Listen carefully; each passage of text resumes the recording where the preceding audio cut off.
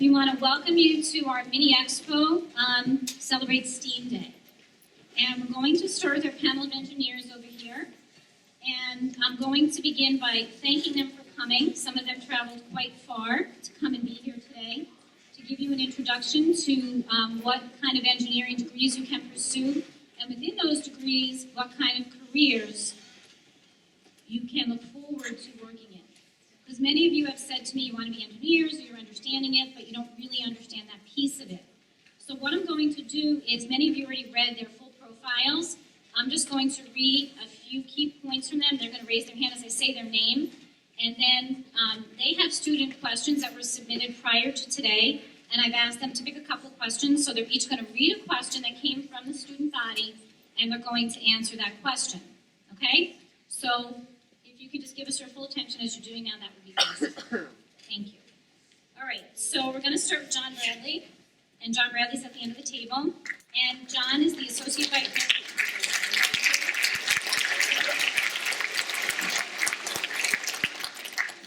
Okay, John's current position is the Associate Vice President for Sustainability, Energy, and Technical Services at NYU. His responsibilities include buying electricity for the university projects to reduce energy consumption and running the university's power plant, which provides electricity, heating, and cooling to 40 campus buildings. John holds degrees in nuclear engineering from SUNY Maritime, an MBA from the University of Delaware, and a master's in global energy policy from NYU. Thank you, John. Okay, our next engineer is John DeBrito. And John DeBrito is the Manifold Business Unit Manager at Peter Paul Electronics and is responsible for running day-to-day operations supporting custom products within the Peter Paul product line. Peter Paul Electronics is a world leader in fluid control technologies serving diverse industries such as medical, food, beverage, automotive, and industrial applications. John was introduced to the field of manufacturing when he attended Henry Abbott Technical High School, and then he went on to pursue a degree in manufacturing engineering technology at Central Connecticut State University, and has used that education to move into operations management.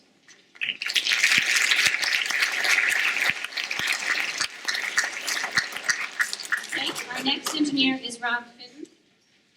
Rob is my quote-unquote older brother, and he is currently the Senior Director of Global Services Strategy and Critical Accounts at Sonus Networks based in Westford, Massachusetts. Sonus enables and secures real-time communications so the world's leading service providers and enterprises can embrace the next generation of SIP, 4G LTE solutions, including voice over internet protocol, video, instant messaging, and online collaboration. Rob attended Polytechnic University, which is now NYU Polytechnic, and earned a degree in electrical engineering and computer science with a focus on microwave communication. He is also a Six Sigma Black Belt, certified Lean Master, and engineering has provided a springboard to multiple career opportunities.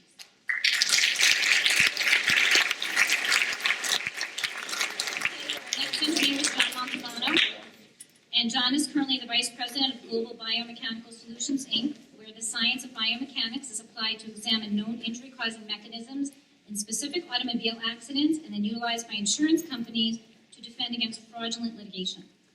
John studied electrical engineering at Polytechnic University as well, with a concentration towards the biosciences. Along with his current position at GBS, he is a signed artist with BMG Chrysalis and writes original music as well as music compositions for television and film.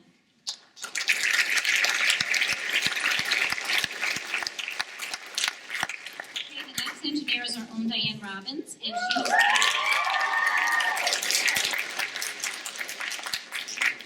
she holds a bachelor's degree in mechanical engineering from Cornell University. And her career spanned over 25 years and included positions in manufacturing engineering, consulting, supply chain management, new product development, and enterprise system implementation for General Electric and Pitney Bowes. And she now shares her love of business, math, and science with her students. We're very lucky to have her here on staff.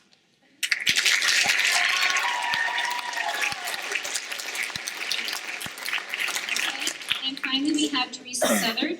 And she earned her Bachelor of Science in Materials Science and Engineering from Washington State University. She worked as a materials engineer in the aerospace industry, specializing in composite materials and adhesives. She worked her way up to line manager before taking a career detour to care for her children. And she enjoys using her experience as an engineer to motivate and encourage her children to pursue their dreams and emphasize the importance of STEAM curriculum in their future. And I am fortunate enough to have her son Ethan as one of my students.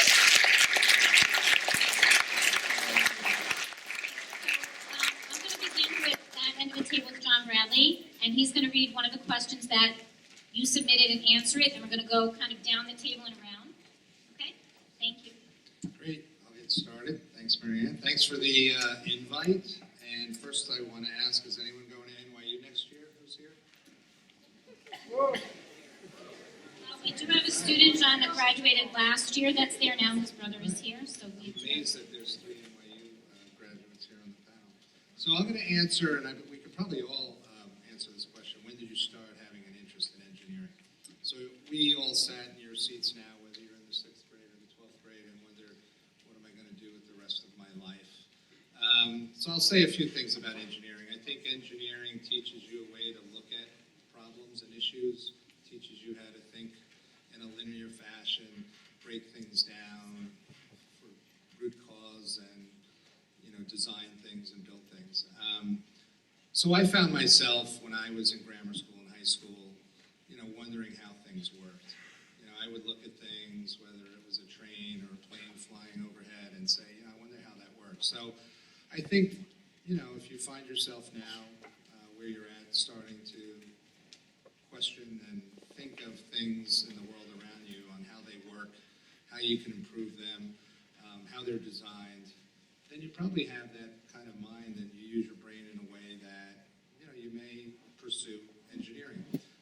In my case, I had a cousin who went to the Maritime College, so I knew about that engineering school.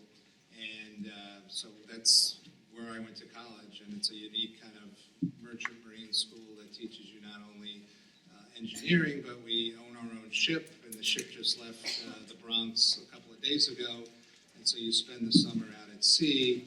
So you do the bookwork during the school year, and then during the summer you actually put those skills to work operating a 500-foot merchant ship out at sea. So I thought that was kind of cool, and it gave you the practical knowledge as well as the book knowledge. My dad was a New York City fireman. We have no other engineers in the family other than my cousin. So he said 2 things to me. How do you like science and math? I said, well, I like them. I do okay in them. I wasn't a child prodigy by any means in those areas.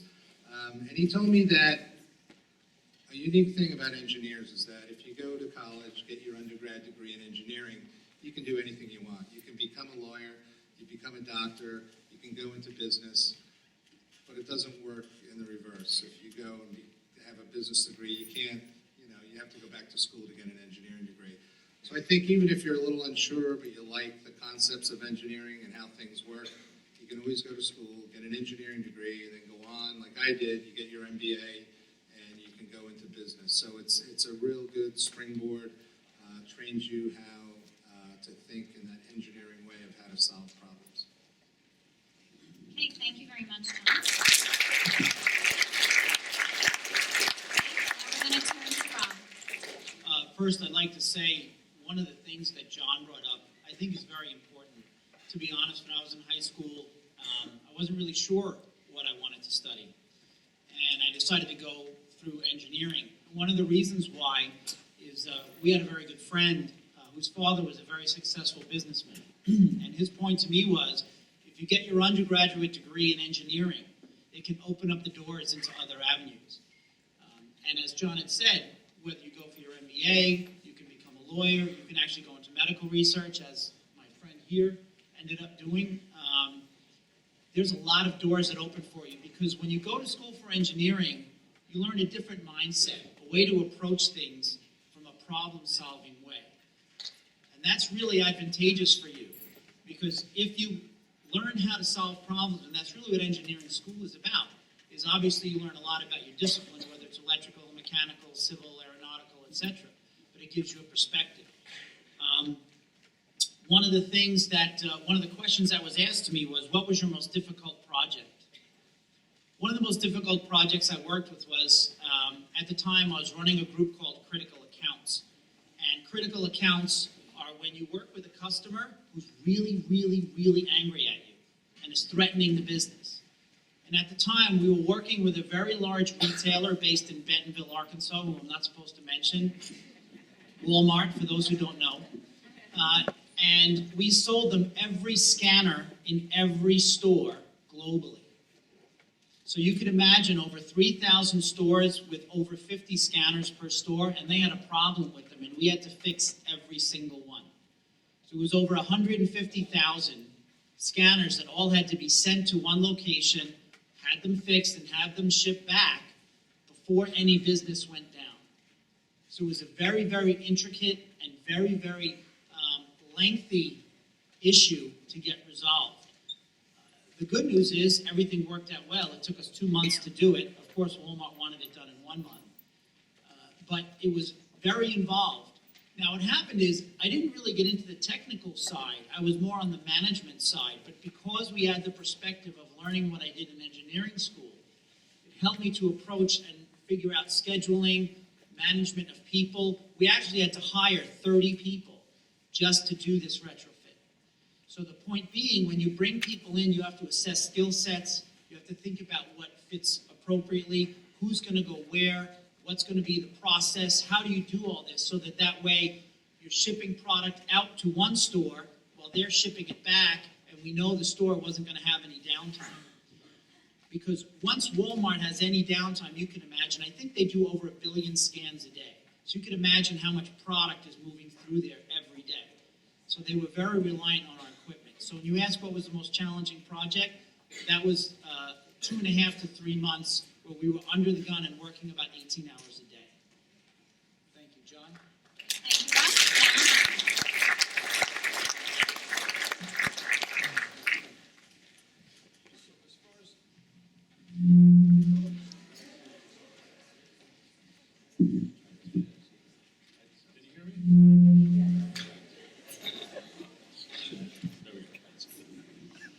Yeah, that's better, I think. Great. So one of the questions that was posed here was, what did you have to do and how difficult was it to change your field of engineering? My opinion from any standpoint is that we're all products of our experience, you know? So basically from what you do here in school, like all the programs that you're involved in, whether it's maths and sciences, you might get inspired by your physics teacher or your math teacher. You're all products of your experience. So, and even though I've had a very broad spectrum in my career, one of the things that I always was interested in was the medical side of things. So when I was when I decided to go to college, you know, I was faced with 3 things that I was interested in. One was special education, because I loved working with disabled kids. I volunteered at a school with children that had physical disabilities. Very inspired by that. Number 2 was, of course, engineering, because I probably spent I couldn't wait for like a radio to break so I could take it apart, so I can look at the circuit board and buy a little soldering iron from Radio Shack and pull out the components.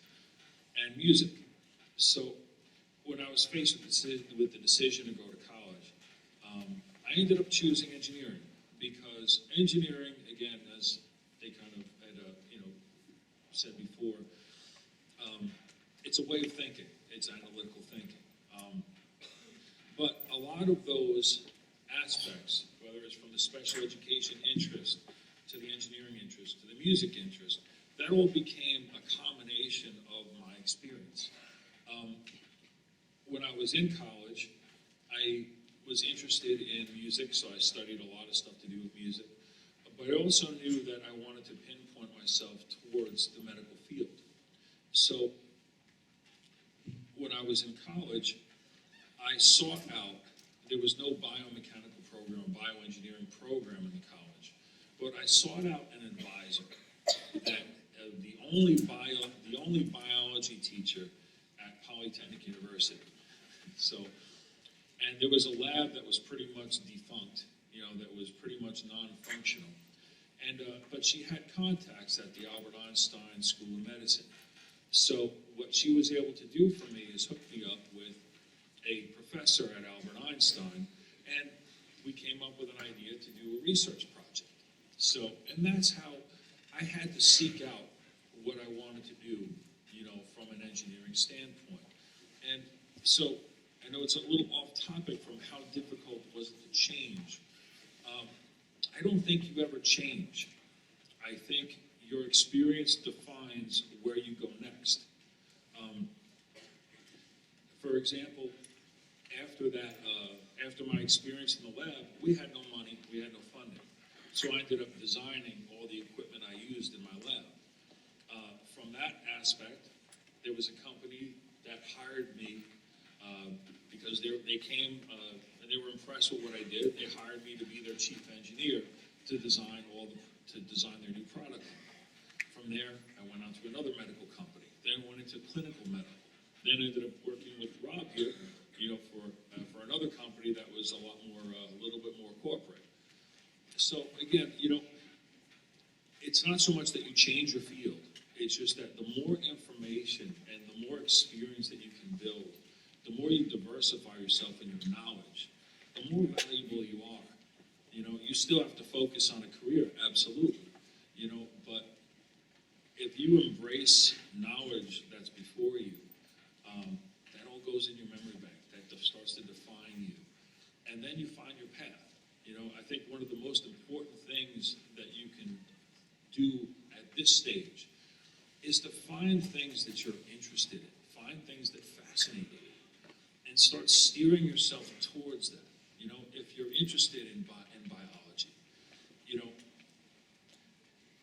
find a summer job, working for, maybe there's a pharmaceutical company, even if you work in the mailroom, something like that for the summer, something that's going to steer you towards,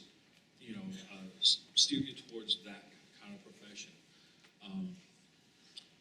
I tend to ramble, so I apologize if I'm rambling. But I think what we really need to do here is we want to try to inspire you, to give you an idea of what's out there, and but I think I'll pass the mic before I talk too much. So.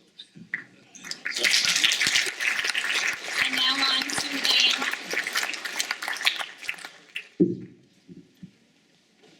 Hello.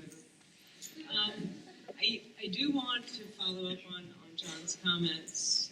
I do interviews for my alma mater for incoming students, and one of the most important questions I try and see if the students can exhibit to me is that they found a passion and pursued a passion, or at least are looking for what their passion is in order to pursue it, and demonstrated that they do show that interest and desire. The question I'm going to answer is, did you ever have to travel for your job? And I'm glad you used the word have to travel for your job as opposed to get the wonderful opportunity to travel for your job. I worked in consulting for a while. Consulting means all you do is travel. Then I worked in supply chain, where I was doing procurement, seeking out technology partners to work with my companies in joint development and supply adventures. And that brought me to a lot of different places. I've traveled around most of the continental United States, Canada, Mexico. People that worked for me, the electronic engineers, got to go to Indonesia, China, Japan. I traveled mostly in Europe, Switzerland, Sweden, Germany, Italy, England, France. I don't remember where else. So yes, I did get to travel a lot for my job. My job was very focused on finding partners that could help support our technology, and those partners were all around the world. Okay, thank you very much.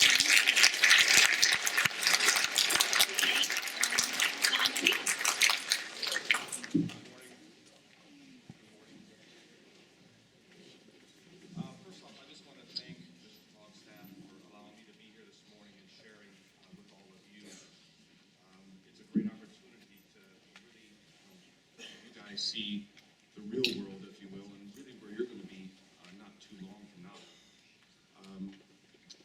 First off, I just wanted to say that, I just want to just get this out of the way quickly. I was reviewing the questions that were asked here, and you guys did an amazing job to go through and ask some very, very good questions. It was very difficult to choose one.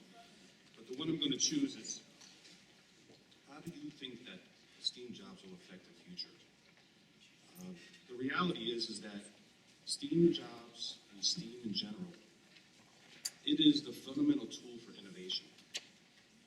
And when you think about what created this country, in particular the last 100 years, it was innovation and being on the cutting edge of technology. So when we look as to how we're going to build our future moving forward with all of you, it's going to be with science, technology, and most importantly, with your passion for innovation. So without that, someone had said once that when you stop innovating, you start dying. And so as a country, and really as individuals, you have to keep innovating, keep pressing that envelope, moving forward.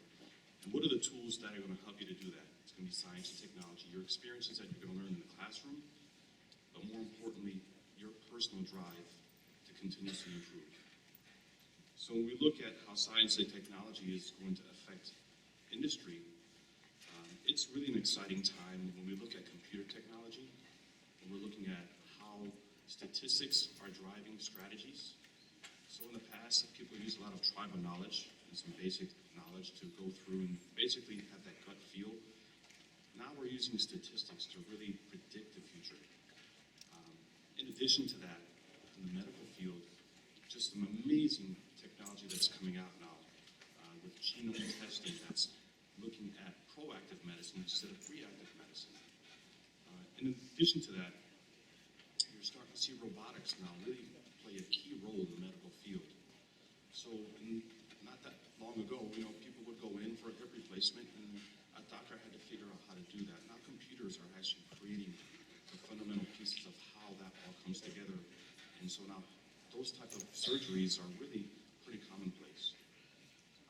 And so what is STEAM going to teach you personally? STEAM is really going to teach you process, breaking problems down.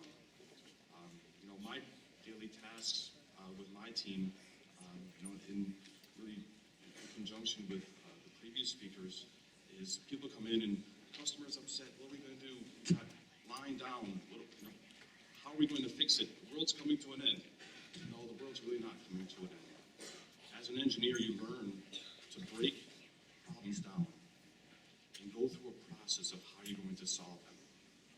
So with that, it's very important that the tools that you're using in the classroom now are going to be what you're going to use to drive how you're going to solve problems in the future. So it may seem kind of boring now when the math teacher and the science teacher are giving you all this information. No offense. But the reality is that all these tools that you're learning now are going to be fundamental. So science and technology is not going away. It is the key to this country's future and to your future.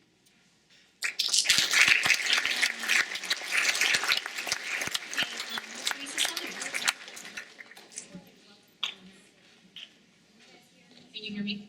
Okay, there we go. Would I encourage my children to pursue a career in engineering? As a parent, I want my children, when they're adults, to be independent. I don't want to be supporting them. And I want them to be able to make some kind of contribution to society. So I tell my kids, whatever you do in college, as long as you know how that's going to get you a job, I will feel that your investment of time and my investment of money will have been successful. That said, I have two children who are both good at science and math.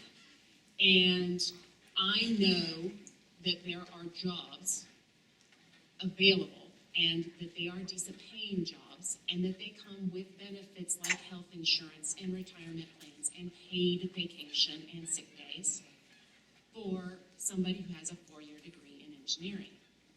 So as a parent, I say, you can take whatever you want, but here's a way, a path to having a future for yourself that is possibly more stable and I want that stability for them. There are so many different flavors of engineering. You think, oh, you know, there's this one little thing maybe that I do. If you are good at math, there's an engineering for you. If you are good at physics, there's another engineering for you. If you are good at biology or chemistry, or if you just like building with Legos, you can take all of these interests, and there's biochemical engineering, there's chemical engineering, there's petroleum engineering, there's computer software engineering, there are it's 20, 30, 40, you can turn it into whatever you want to do. If you have an interest in music, you could build your own instruments. You can, if you are interested in communications, you could go into technology information.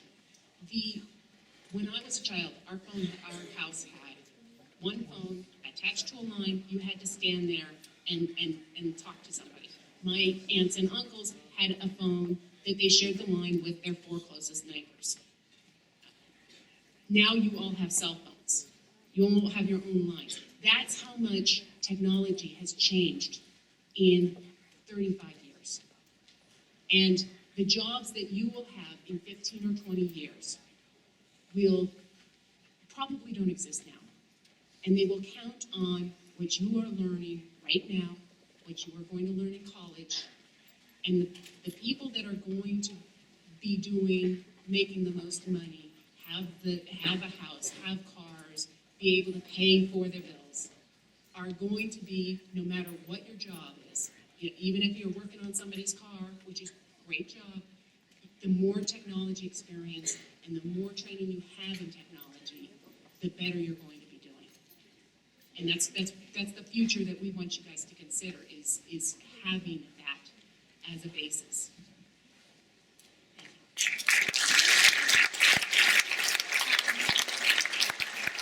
Just to note that our son Ethan's career poster has him having a desire to study engineering at MIT.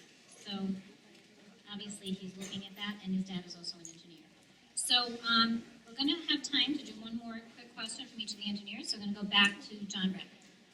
Okay, I'm going to fudge a little bit here. I'm going to quickly answer 2 questions here. How long do you have to go to college? So basic undergrad engineering is 4 years, and then a master's, whether it's an MBA or an engineering master's, is usually 2 years. I will say that think about and adopt kind of a lifelong learning. I got my last master's only a couple of years ago.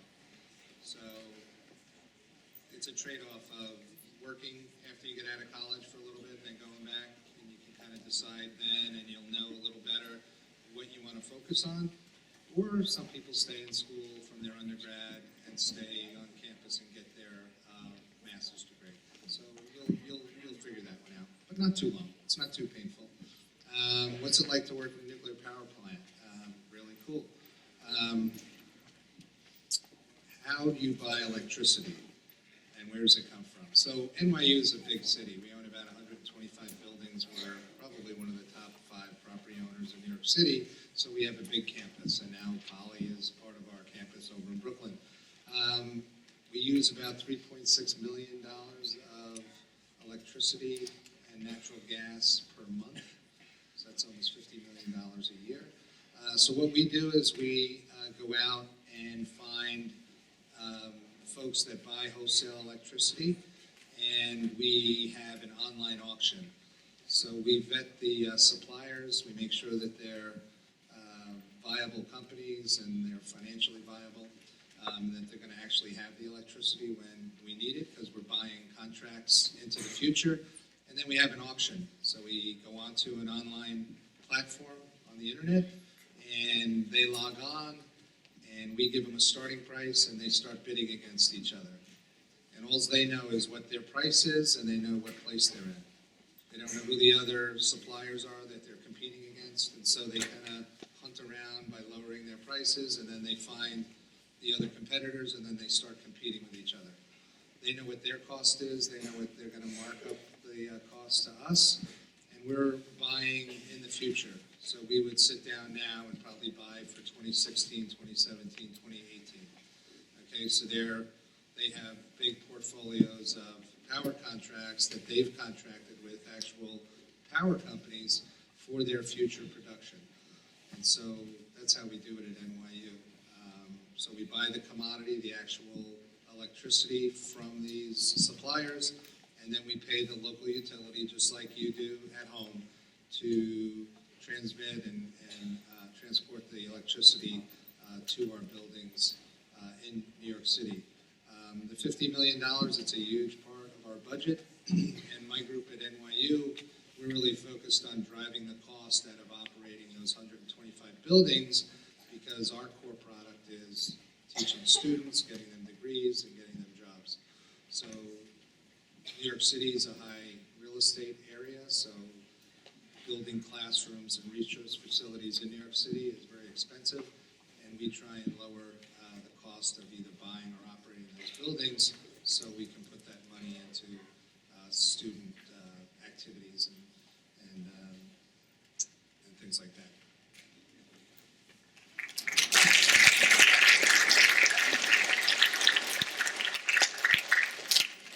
I want to ask the group a question first, just by a show of hands. Who here has their own cell phone or iPod or their own device? Okay, who here in their family knows that in the house there's more than 3 devices? Meaning you have one, mom has one, dad has one, whomever you happen to be with, brothers, sisters. Okay. If you think about it, and I saw this on a television program the other day, your device or your computer at home probably knows more about you than your best friend might. And the main reason is, would you be willing to tell your best friend every Google search you've ever done? Okay.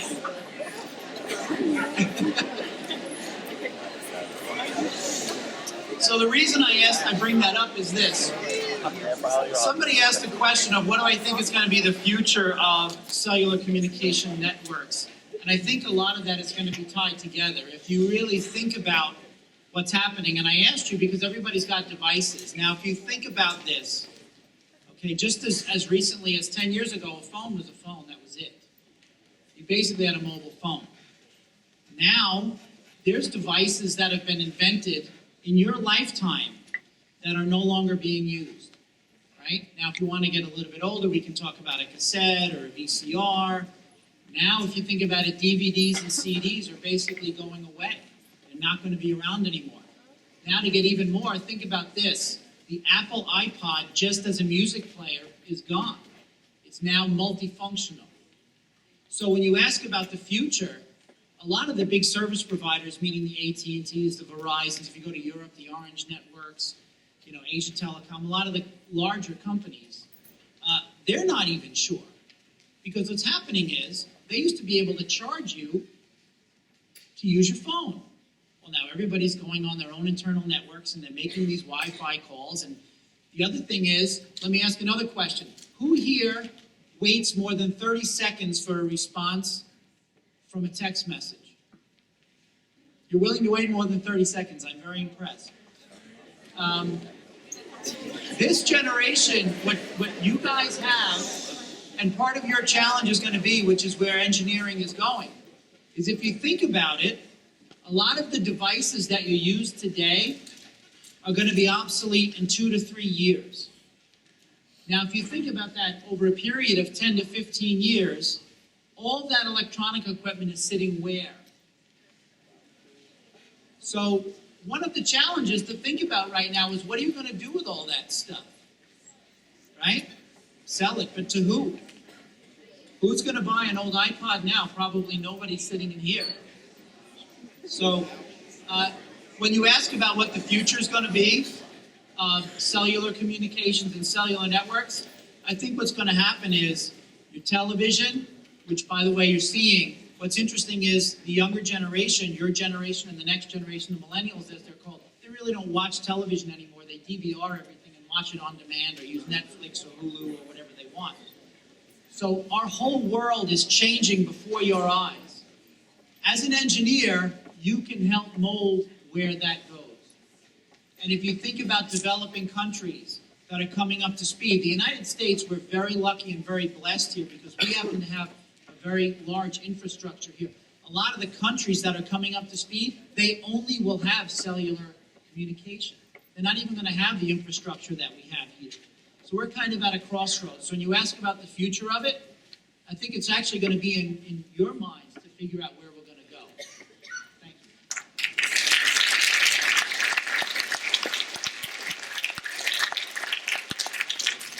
So one of the questions here was, what is the greatest thing you've built?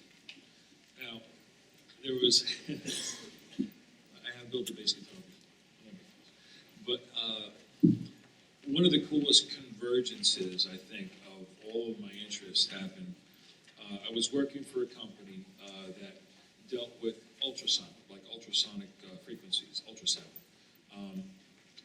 So what we would do there is that actually we designed a lot of the surgical generators that they use now, as John was saying before, for shoulder surgeries, hip surgeries, knee surgeries. Whereas what they used to do is they used to cut you open, fix your knee, and then sew you back up. Now they use these ultrasonic generators, which they make a little hole, they put in the probe, another probe to look, zip, zip, 10 minutes, they're done.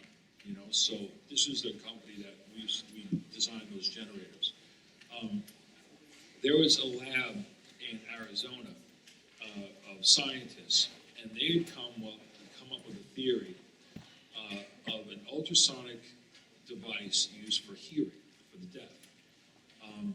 So ultrasound for me was part of my interest because I love audio circuits for music. So ultrasound is just, here's the audio frequency you can hear. Ultrasound is higher than what the human can hear. And then again, dealing with deaf people, dealing with disabled people, to come up with some kind of a way to help them. So they came up with this theory where there is some mechanism in the brain. Let me step back a second. There's the people who are born deaf. Some people, there's different levels of disability. Sometimes it's the mechanical part of the ear that doesn't work. But the signal from your ear that allows you to hear travels through what's called the auditory nerve. Some people are born without an auditory nerve. So even if you wear a hearing aid or something in your ear, the nerve doesn't exist to transfer that signal to the brain. They experimented with something where if an audio signal is carried, uses a ultrasonic signal as a carrier frequency, and that gets into a little more scientific stuff, there's some kind of mechanism within the brain.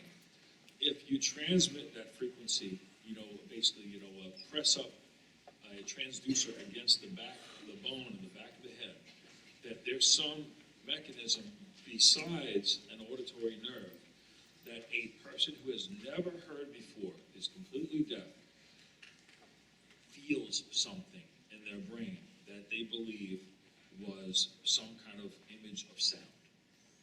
So, as an ultrasonic company, we brought them in and we started experimenting and developing this.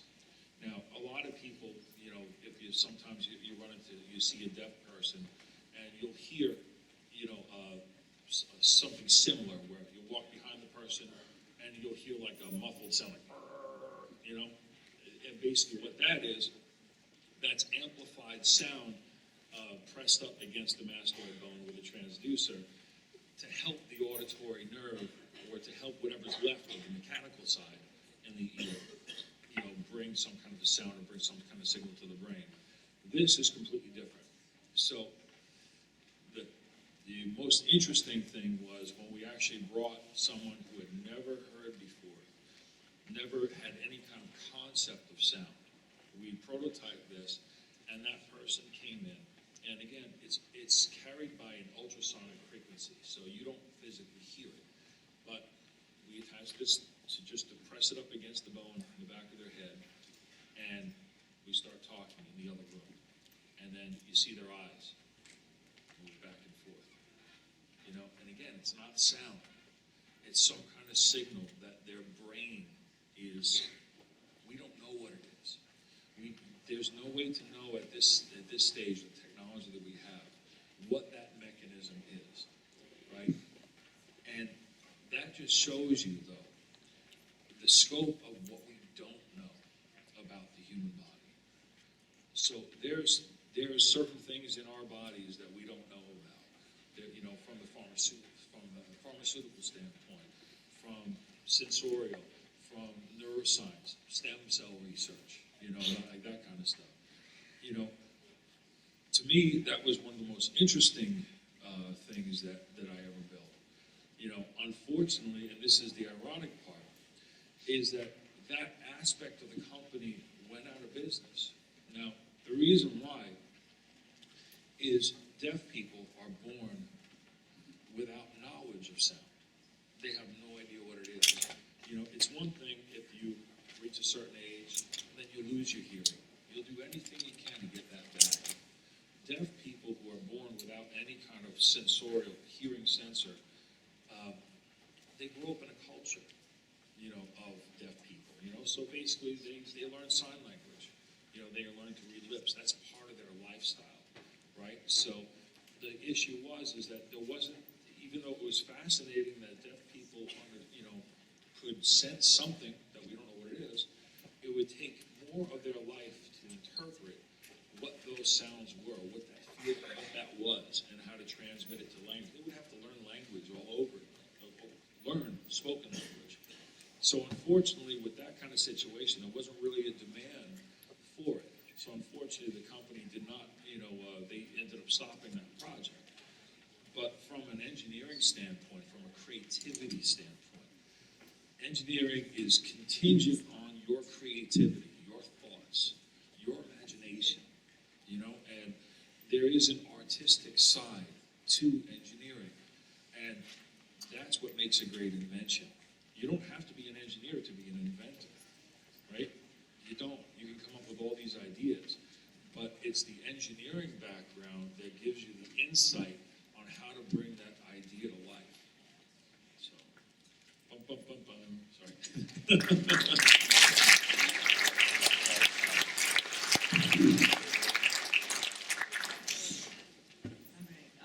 The question I have is, what role does collaboration play in being an engineer and/or manager? I think that one of the skills that many students coming out of college that I've hired struggle with is to realize that throughout their academic career, they usually did a project, finished it, handed it in, got a grade, and it was done. And they got a star in their paper, an A or a B or a C. And when you're solving problems in business or engineering or technology, there's rarely one answer. And there's rarely one solution. And you have a lot of people and functions and customers and shareholders and stockholders that are stakeholders in with the success. And you must deal with all of them, and you must satisfy all of them, and they often are at odds on what they want.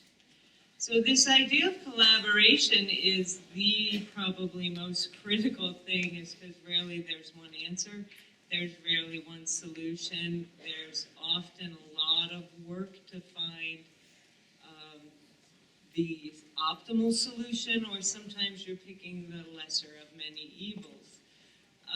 So it's this idea of collaboration that is the most important thing. And over time, you learn that before you hand in your paper, you go out and you find the collaboration, and you ask everyone who you think is going to be impacted, what are your thoughts on what's the best way? Even if you think about something that you think of an engineering design of a car, the car is designed as a compromise of cost and beauty and functionality. You may want all these wonderful functions, but they cost too much.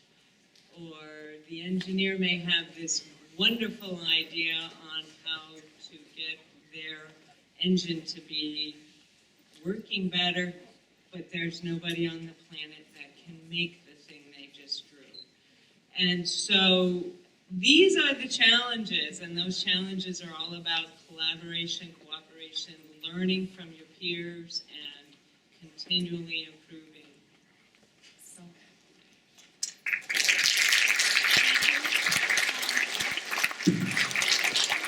I want to say one thing along with what Diane just said, which is very, very important. Collaboration in the engineering field is critical. And one of the things that engineering was lacking for a long time, and we're seeing things changing, is more and more women getting involved in engineering. Because basically you have half the populations whose perspective you really could utilize, where we struggle in the industry to have more and more women getting involved in engineering. There's, a matter of fact, in New York, there's think tanks and incubators, and what that means is there's people out there willing to invest millions and millions of dollars in startup companies that are run by women. So for you women out there that are thinking of a technical degree, to build on the collaboration point, I think it's absolutely an avenue to look at.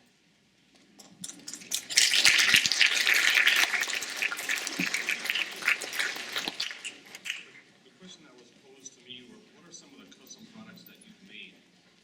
And before I answer that question, I'd like to ask all of you, how many of you in the audience love to build mechanical things? If I can just see a show of hands. Awesome. You guys are my A-team. I'm very blessed to be at a company which basically thrives, and my sole responsibility is to find custom solutions for a specific customer's application. So my day is filled with making something unique, something different, something that's going to be specific to that customer. That comes with a lot of challenges as well. So this is a very difficult question to answer because there's been so many, but I'll just go through three very quickly. My top one was a medical device where we created a fluid control system that's being used in some cutting-edge genome testing. And what that is it's traditionally medicine has been reactive. You get sick, you go to the doctor, and then they treat you with some form of medicine.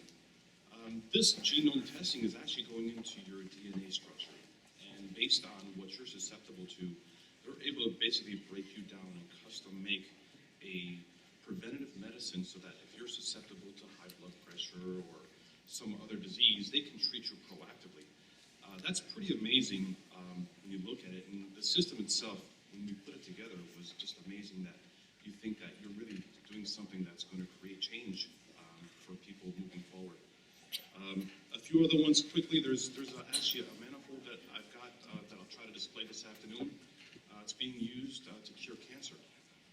There is a medical procedure called, I hope I'm going to pronounce this correctly, cryoablation, which is basically taking cancerous tumors, and during a medical procedure, they're taking it and freezing your cancerous tumor.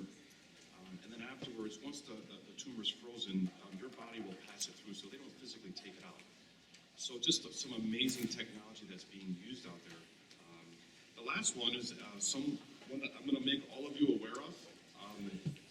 There is another system I have that's used in law enforcement. It has two GPS transponders. The unit is mounted to the grill of a police cruiser. And so what they'll do now, instead of chasing you, you've all seen all these high-speed chases on TV, the new system actually will fire a projectile out of the police cruiser, attach itself to your car, and they will follow you. So that is coming. I kind of cringed when I saw that because I have a tendency to have a little bit of a heavy foot. I'm very fearful of my wife because she has a very heavy foot as well. Sorry, honey, I didn't mean to.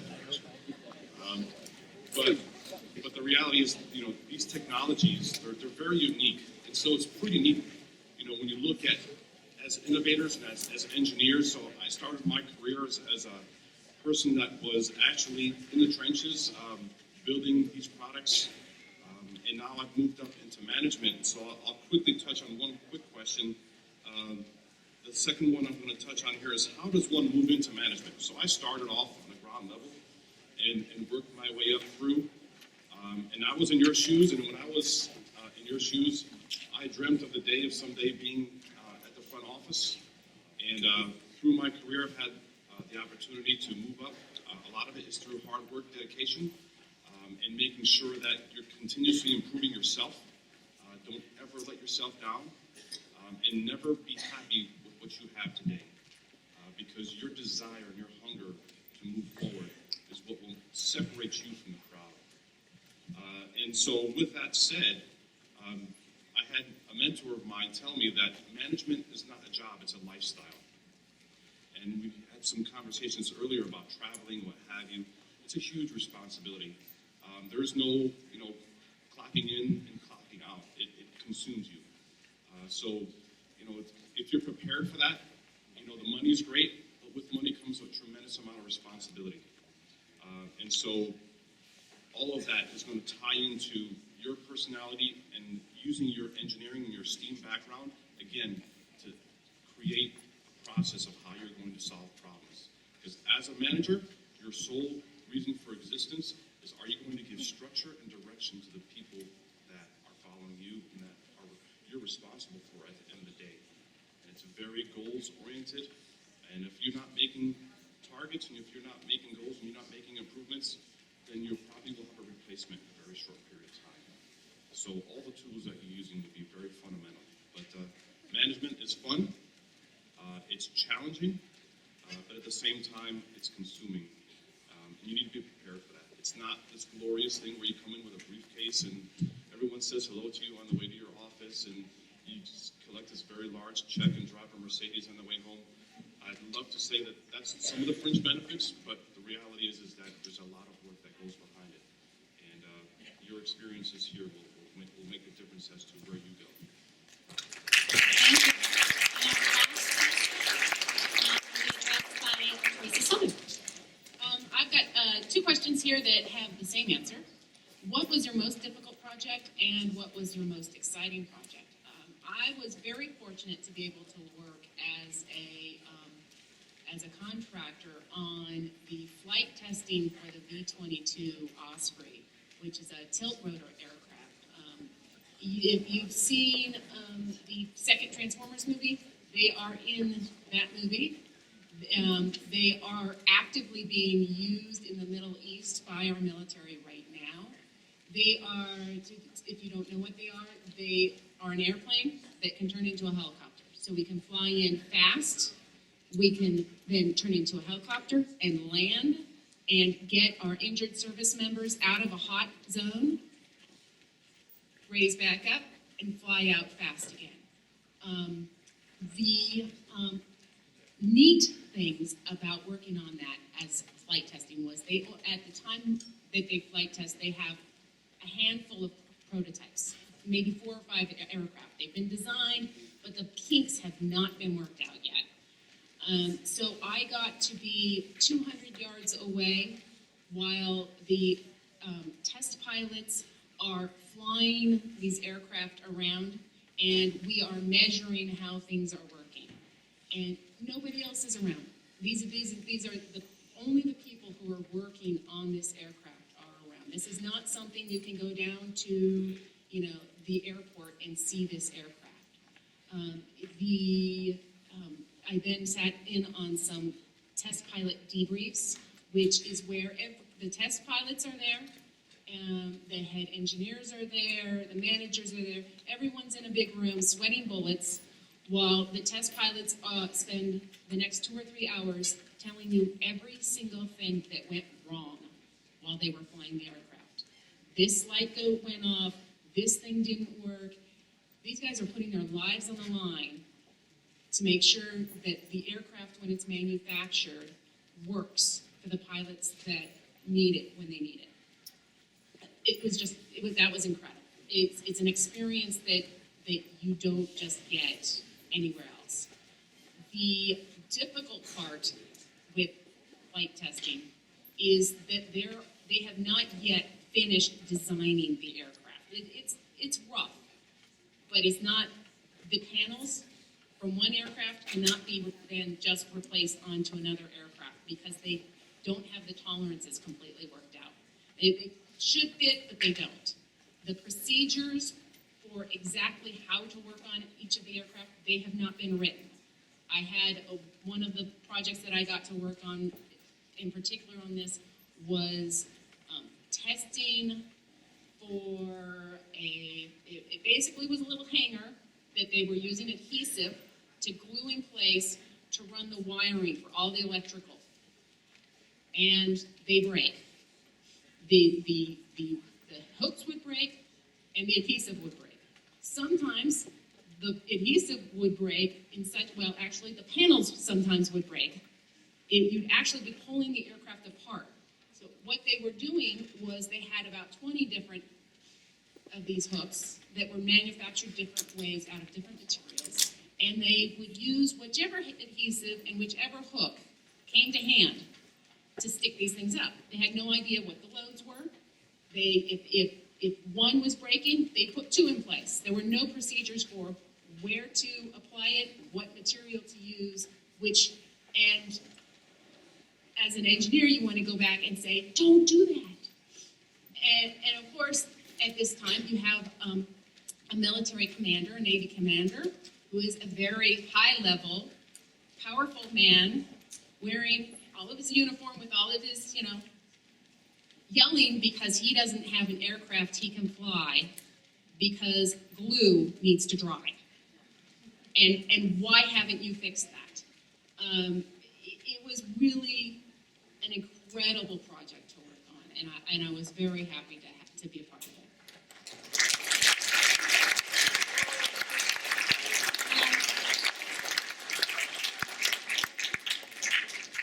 Yes? Okay, so do you want to add something, Mrs. Robbins? Or okay, you have a mic? I just want to take a minute to thank Mrs. Marr for the hard work she did to get all these esteemed panelists up here, and that she's taking her birthday out.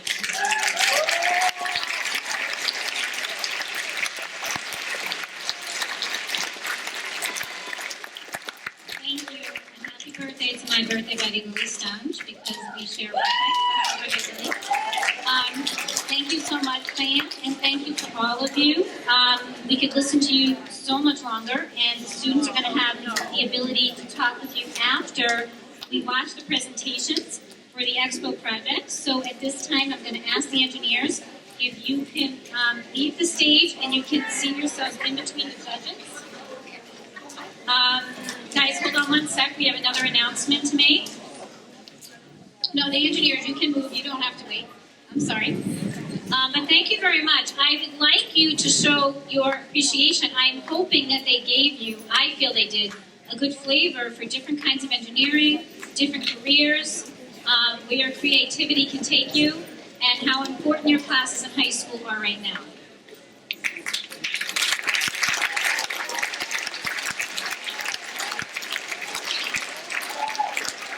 Everybody. We are now going to be moving on to the second phase of our program, which is the presentations of the Expo projects. Our seniors will now be dismissed to the library, so if we could make that transition quickly, and are using an app to score each of these students. They're going to be kept to a very specific time, because when they go to the Expo, they are timed for every component. They will have 2 minutes to set up. You guys had a little bit longer, but you didn't have much. 2 minutes to set up, 3 minutes to present, 1 minute to clean up and get off the stage. So the rest of the presenters should be ready. Cue yourselves up to go. You're in the order of your booth numbers. So all the E3 classes will go first, then we go into, I believe, chemistry and mobile app design and foundations for health sciences. We will be choosing one E3 and one chemistry project to send to the Expo. So they worked very hard on this. And our first group is Be Friendly.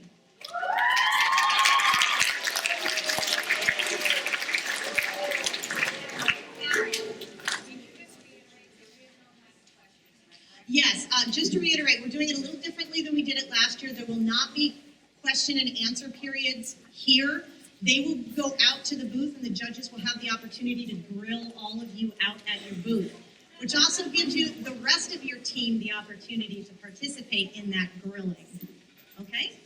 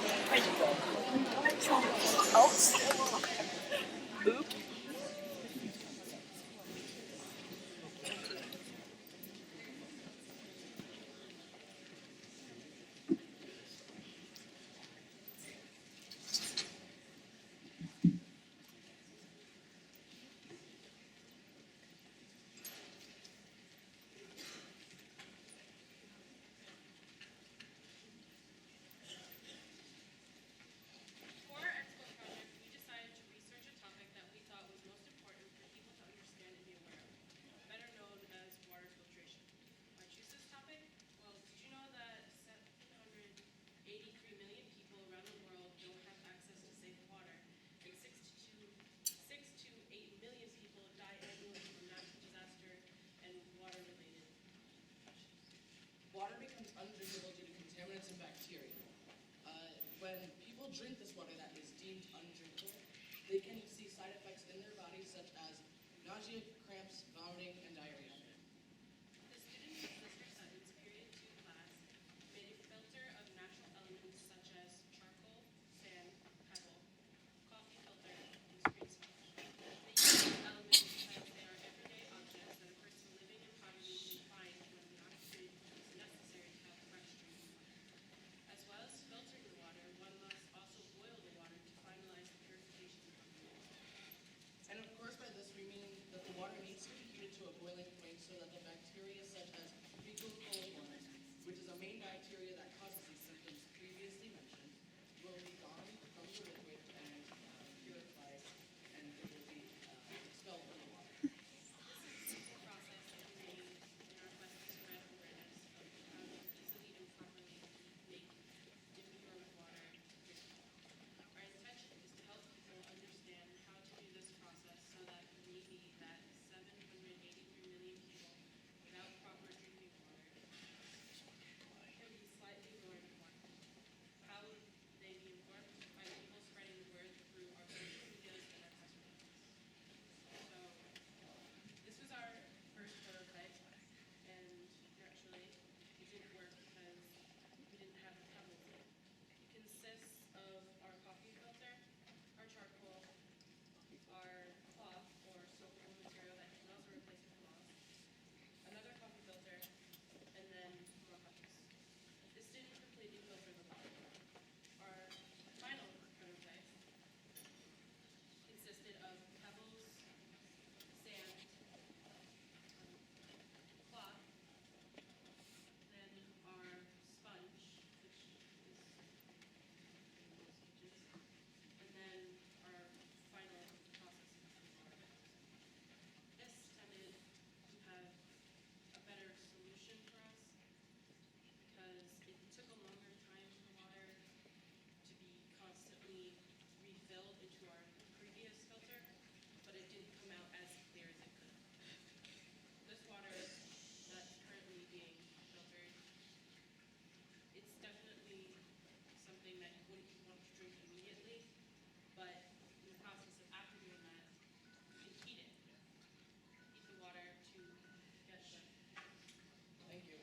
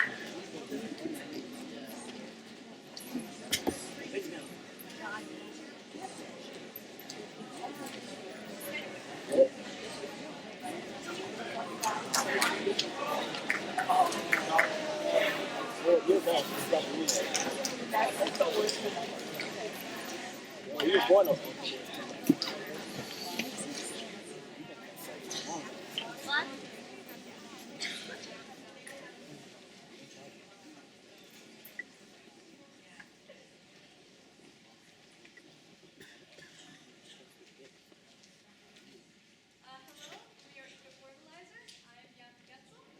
I'm Jack Rowley. For our project, we created an environmentally friendly and human-safe soil additive.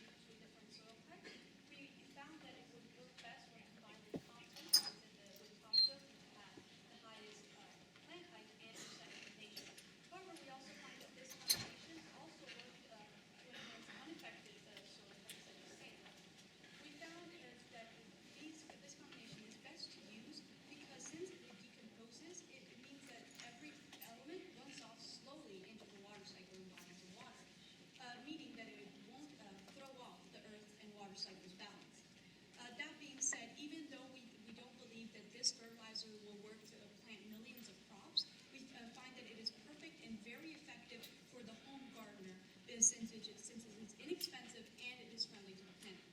Thank you.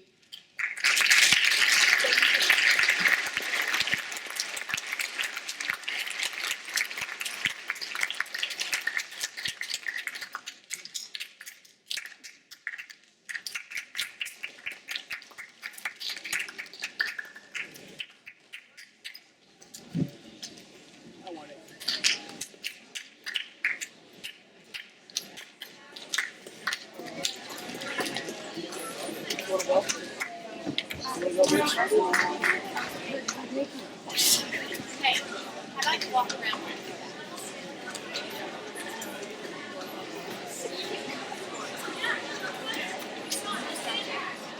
Guys, stop. John,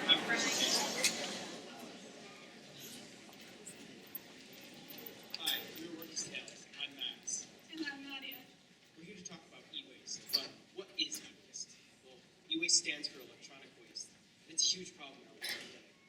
Upwards of 20 to 50 million metric tons of it are created each year and sent to other nations such as China and several nations in West Africa. This waste has dangerous materials inside, such as lead, different acids, and shattered glass. We plan to raise awareness about this and put an end to the issue. We decided to create a storybook called Rookies Tales to help educate the younger generation about e-waste. This storybook is about a broken phone named Rookie, who was broken and left on the ground. The story is about his travels and where Rookie goes on his journey. This will help show how far one phone can go. When phones are disposed of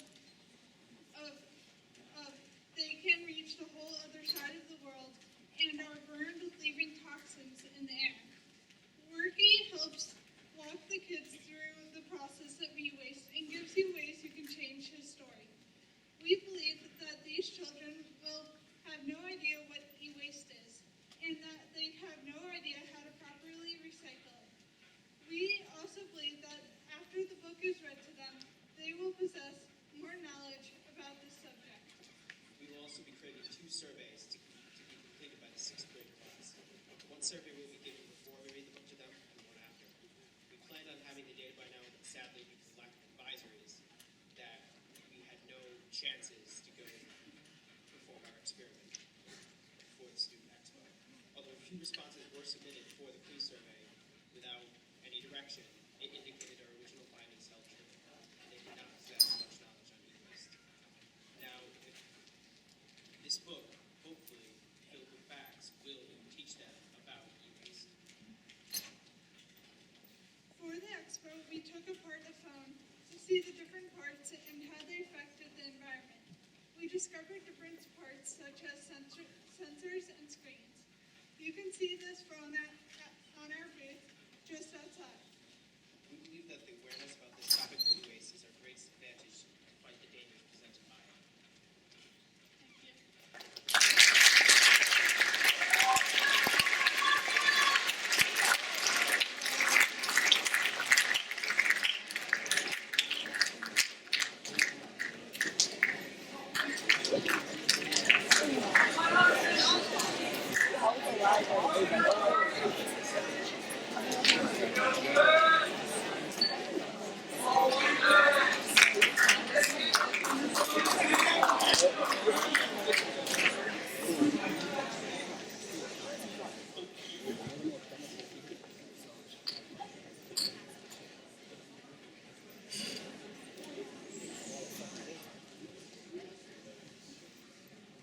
Hi, I'm Green Appearance, and this is Austin. We're at Bus. Our problem that we looked into was that there's lots of toxic gases in the environment. Our air is very polluted, and animals and people are being affected. So our solution was, we looked at cars in particular, and filtering gases before being released in the environment was our solution, and designing an exhaust system to limit the amount of harmful gases in the environment. So you might be thinking there are many other ways that we could have solved this problem, but the reason why we decided to do the exhaust system is it's very cost effective. For example, on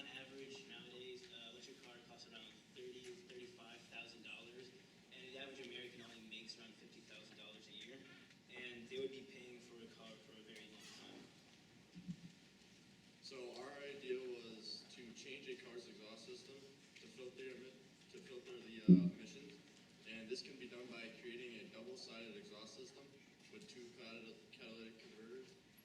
This is the design we came up. As you can see, well, in regular cars, there's already a catalytic converter, so we would be tripling the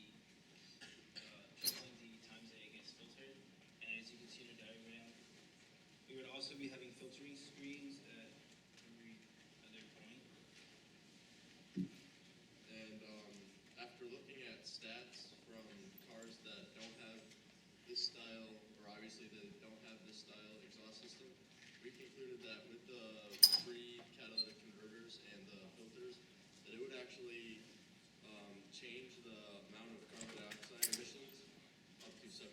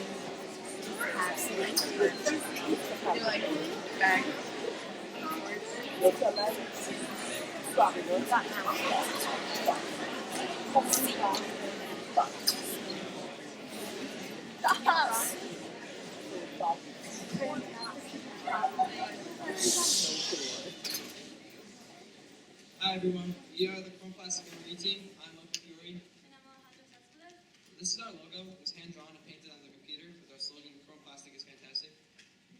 So, first question is, what is an MRE? An MRE are meals ready to eat, and as if I'm rule, they're self-contained individual fuel rations in lightweight packaging followed by the meals melt. They take 2 to 3 minutes to heat up and contain 1,250 calories with 50% protein, fat, and carbohydrates, which makes it a full meal. So the next question is, what is corn plastic? Corn plastic is a polylactic acid made from specially processed crops. But for our purposes, we use cornstarch, water, glycerin, and vinegar. So as you can see by these 4 pictures, we started by combining these materials to make this gooey liquid.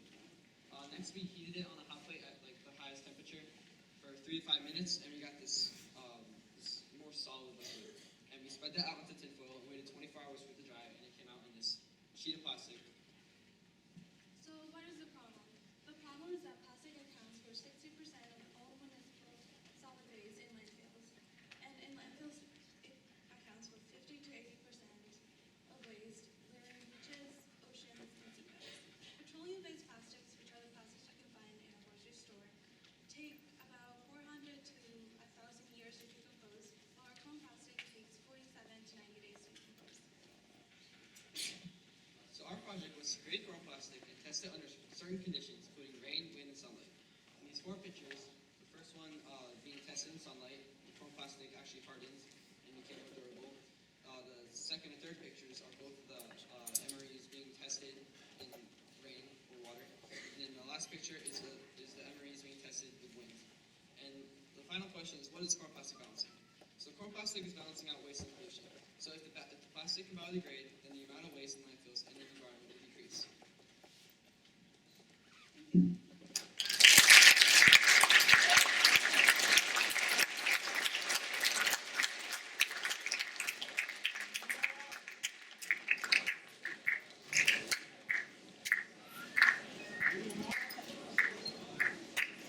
Ryan.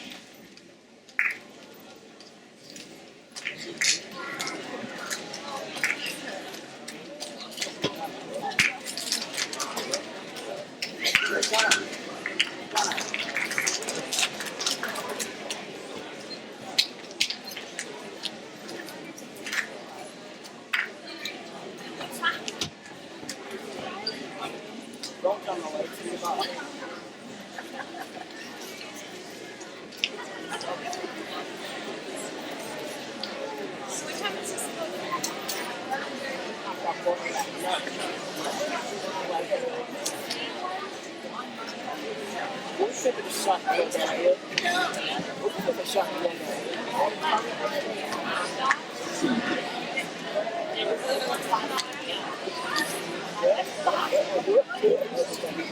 well, you guys know I'm not in baby voice, so get yourself together or else I'm gonna switch it up. Hello everyone, my name is Connor Richardson, and we're Food for Thought. Have you ever wondered how much food is wasted on a daily basis? Well, isn't about 40% of food wasted on a daily basis? How can we stop the waste of food while helping out those in need? First, we can go out into the community and we can send out surveys to reach out to them and see how many people know and have knowledge about starvation and food waste. So for our project, we plan to collect food, unpackaged and packaged, waste from local stores and restaurants, and give it to those who are in need. And we reached out to different restaurants like Big Y, and we asked them about their deli and went and asked them about their policies on food waste and what they do with the food that's wasted. And so how does this connect the balance? Our plan is to defeat these two issues by creating a community outreach program. This lets us collect food waste, then we can balance out the other issues by delivering it to the home. So we thought of our innovative idea is to start in cities like Danbury, and we could create a systematic delivery route where we would have food drives, and then once we got into a larger campaign, we could have an idea with a food truck that could take the wasted food and deliver it to those in need. Expo project, we have decided to create a service which deals with homeless. And to advertise our project and show the community what's happening today.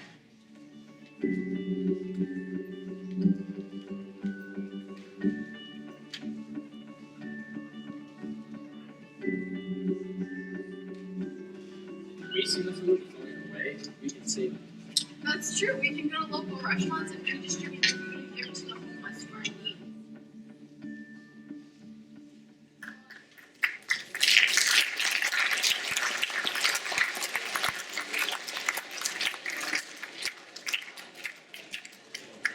On May 23rd, we have a service at the church. Not over, listen up! And it's a service which helps out the homeless in need of both food and shelter. This is where we are holding the service. Life wants more water.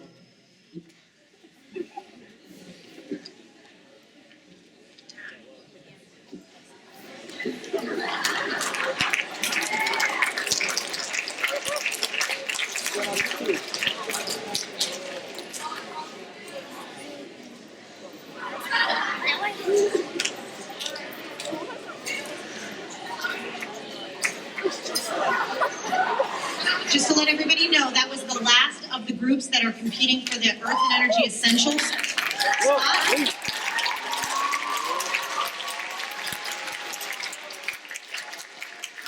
All of our teams did a fantastic job. Well done.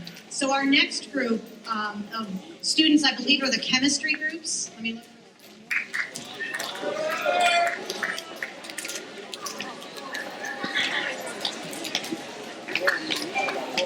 Mobile app design, sorry. So the next, excuse me, shh. The next group that's going to be presenting to you is the mobile app design group. I'm looking for where they are. I don't see them getting up. Okay, come on. Mobile app design is a new course that was offered here this year. So there is only one team that's competing. So these guys will be going to the Expo. So they will need some good feedback on what they've done today and where they are in terms of getting ready for their presentation up at Hartford. So when you guys go out to the booth, shh. When you go out to see the booths, give them feedback on what their project was. Okay, are you guys ready? What's up, guys? I'm Sean, this is Lars, that's scared. We are iMessage Not. And did you know that 9 people die a day from texting while driving? We're here to make you guys not a part of that statistic. Right here is a video showing what we're all about. So no matter this, Paul witnessed the fury of the tornado just minutes ago. Check it out.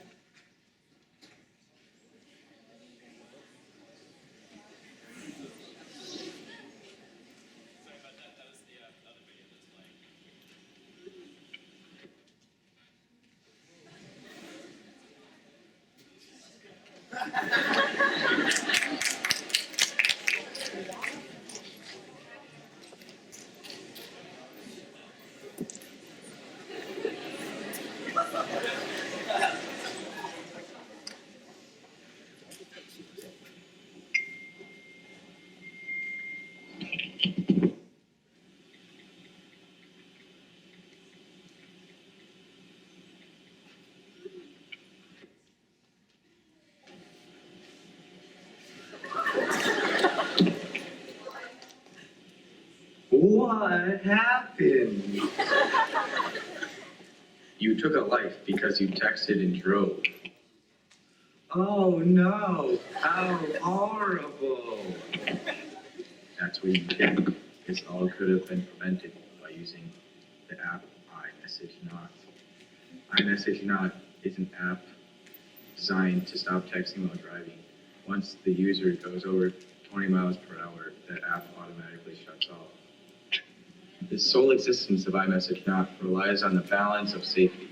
If the user is too safe, they won't be able to take advantage of the great capabilities of smartphones, such as the GPS. But if the user is too careless with their safety, then they would pay little attention to the road, endangering not only their life, but others too. This app turns off notifications and stops that nasty temptation of texting while driving. Oh darn, only if I used that app I could have saved a life. Now I cast you out.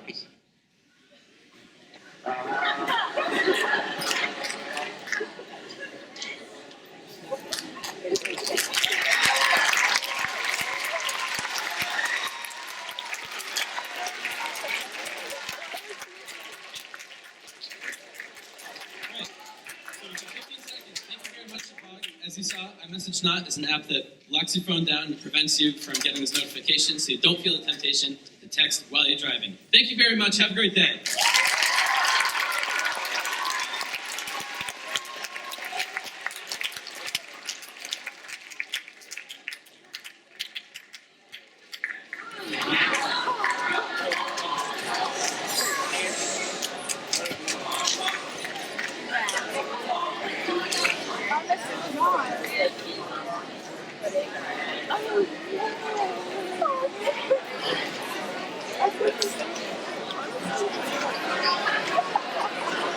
Good vibrations. You guys should be queuing yourselves up, so good vibrations is next.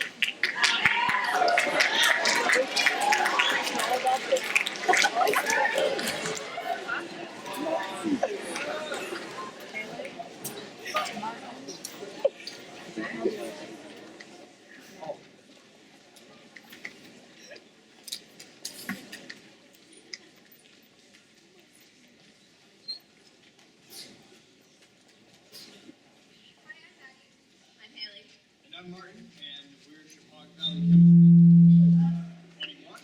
And under the team name Good Vibrations, we present the Interband. So the problem we noticed is there's a physical imbalance between the technology and its users. More specifically, none of the energy that we use is actually powering our devices.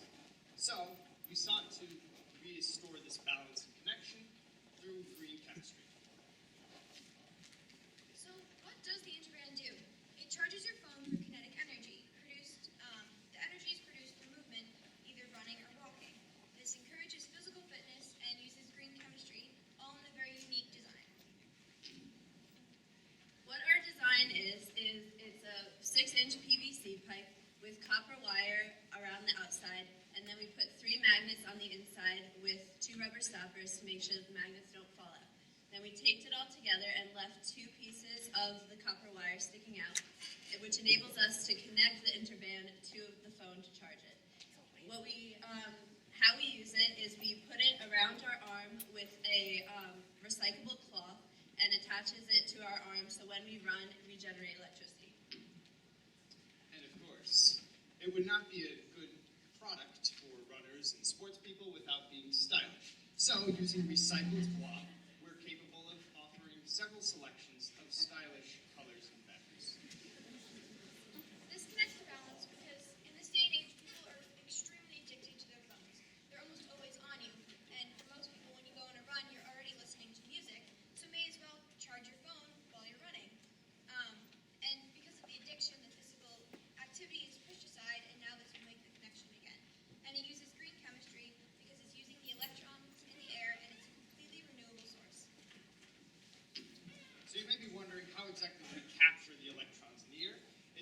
simple process that works in something like a shake flashlight. As you run, a magnet within the interband is moving up and down, generating a magnetic field. This magnetic field captures electrons, and we're going to use these electrons you normally see everywhere and put it in to power your phone.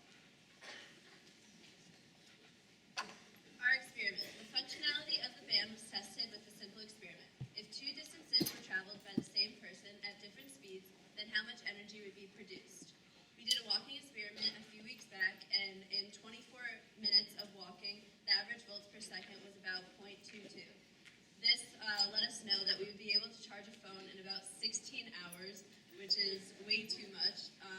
So we're working on a new prototype with our expert, Mr. Riley, who is helping us develop a prototype that instead of using the prototype this way, we're using it 4 little ones on our arm this way, so that when you run, the magnets will actually move back and forth to make it more convenient. So this is just about capturing the power within yourself. So thank you.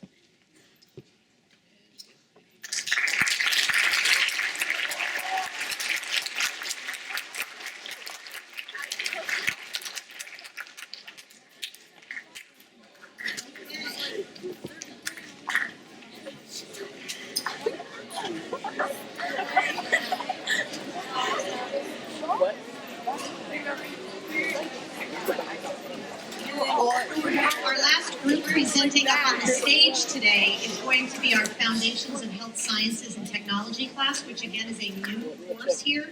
So this class will be going to the Expo this year, so they could definitely use your feedback.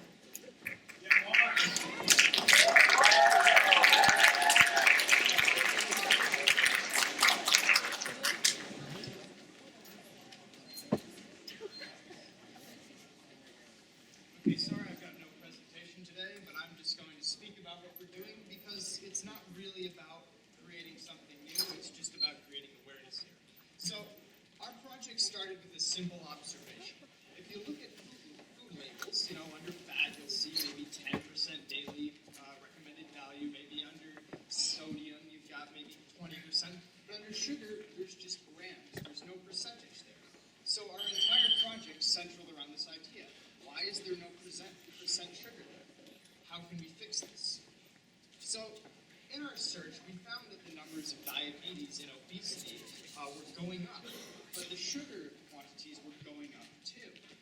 From the 1980s onward, as fat quantities declined, as it sort of became a bad thing to have fat in food, publicized by the media, it turned out that companies would have to raise the sugar to make their food taste good, which may seem like a good idea, but let me remind you again, the diabetes.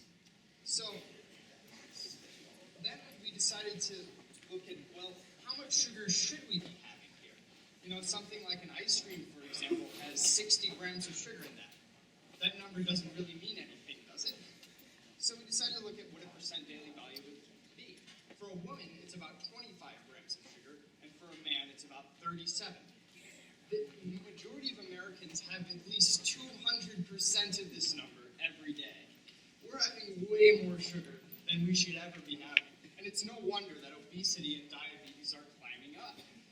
So, why is there no percent here? And we also wondered if people really are into their health and such, shouldn't they, generally have a good comprehension, okay, I'm eating something sugary, I should stop.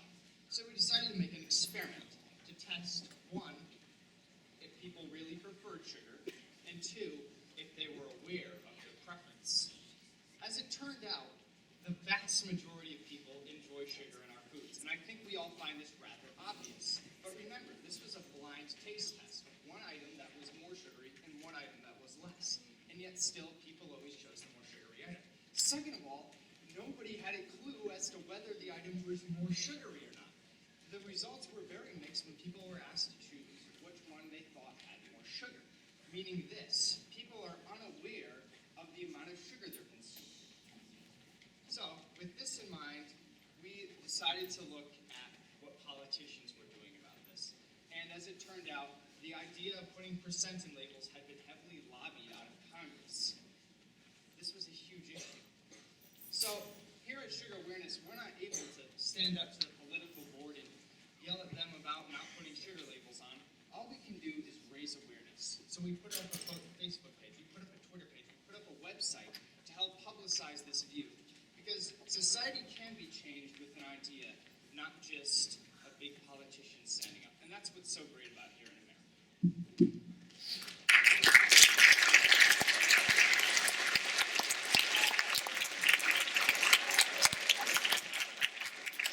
Okay. So I would be remiss in saying that there are two other classes. They worked together, so we call them a single team of students that are participating, but they do not go to the Expo. They go to an entirely different event that's actually happening tomorrow night. It's called the Connecticut Student Film Festival, and the two classes that are participating in that event are our digital media and movie making classes. So although they do not present at the Expo, they are out in the mall for when we go through the exhibition booths so that they can talk to you and show you a little bit about the projects that they've worked on this year. In contention for them tomorrow is the documentary Equilibrium that they created, which is really it's a really interesting film. You should take the time to go and look at it. We'll also be putting it up on our website after the film festival ends tomorrow. So I want to thank everyone for coming today. Let me very briefly, first of all, everybody sit down. I'm going to tell you where to go. Everybody sit. before we do anything else, before we do anything else, I want you to give everybody a round of applause. It was not easy for them to come up on stage. I want to also thank our judges.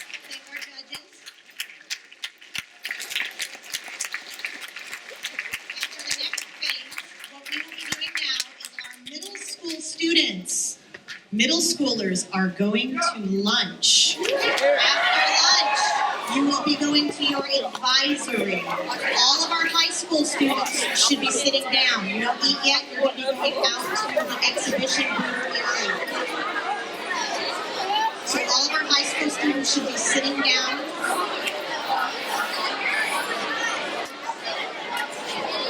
Let's let all the middle schoolers make it over to the cafeteria. For the high school students, you will have until 12:10 to basically share your project with our panel of judges and with the rest of the students in the school. We will be announcing at the end of the day who the winning teams are. So it's your job to sell your project. Remember, there's a component of the rubric that has to do with your marketing. Marketing means selling. So when they come and ask you questions, be ready. I'm going to hold the judges here for a few minutes to get you ready in your booths. So you have time now to go get your booths ready. Don't have your whole team in the booth all at once. Go 4 at a time or so, and then look at everybody else's. Otherwise, no one is going to be able to see anybody else's booths. Okay?